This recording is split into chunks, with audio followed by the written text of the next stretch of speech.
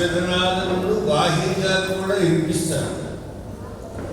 యోగశాస్త్రం ప్రకారంగా మనలో దశవిధనాదములు ఉన్నాయి కదా, అదే బాహ్యంగా లోకం బయలందు లోను అంతే. ఇప్పుడు ఆ శంఖధ్వని ద్వారా మనలో నిద్రాణమైనటువంటి శక్తి, ఆత్మశక్తి వేపుకొని దివ్యానుభూతిని పొందుతము కాక అంటూ వారిని అభ్యర్థిస్తున్నాం. సంగీతమే అద్వైత సాధనముకు ఒక అద్భుతమైనటువంటి ఉపాయం. అందులో దశవిధనాదములలో వేరి మృదంగ తాళ ఘంటానాదములలో శంఖనాదం ఒకటి ప్రసిద్ధమైనది. ఇప్పుడు వారు శంఖాన్ని పూరిస్తారు. ఆ ధ్వని ద్వారా మనం అందరం ఇంకొక 2 నిమిషాలు మన ఆత్మస్వరూపాలలో విలీనమవుతాము. 2 నిమిషాలు ఎందరో మహాత్ములు పెద్దలు వారి ఉపన్యాసాల ద్వారా వారి కంఠధ్వని ద్వారా ఆ దివ్యానందాన్ని అనుభవింపజేశారు కనుక వారందరికీ ధన్యవాదములతో మళ్ళీ నేను మీ ముందు ఏమైనా నాకు మాటలు చెప్పడానికి సమయం ఉంది కనుక ప్రయత్నిస్తాను. ఇప్పుడు స్వామివారు శంఖానాదాన్ని పూజిస్తారు.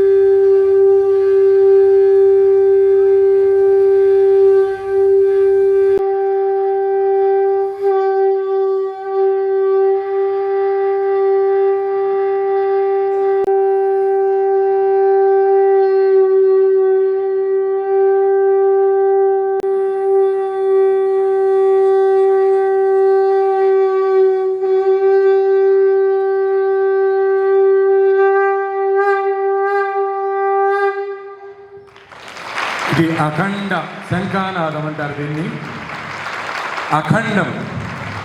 అఖండ శంఖానాదం. కాబట్టి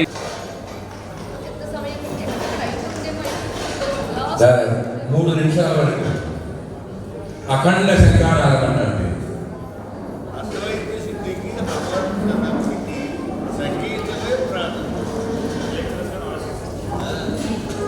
జయ గురుదేవదత్త, జయ గురుదేవదత్త. సద్గురుభ్యో నమః. గురువే సర్వలోకానాం విషయే భవరోగిణాం ఇదే సర్వ విద్యానాం శ్రీ మేధా దక్షిణామూర్తయే నమః. ప్రత్యక్షంగా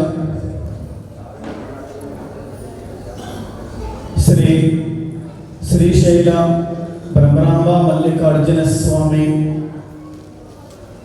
సన్నిధానం నుండి ఇక్కడ వచ్చిన విచ్చేసిన భక్తాదులందరికీ సప్త ఋషులకి మరియు అందరికీ కూడా శ్రీ పరబ్రహ్మ మల్లికార్జున స్వామి యొక్క మంగళ శాసనాలు అందిస్తూ జయ గురుదేవదత్త సద్గురుభ్యో నమః హరి ఓం.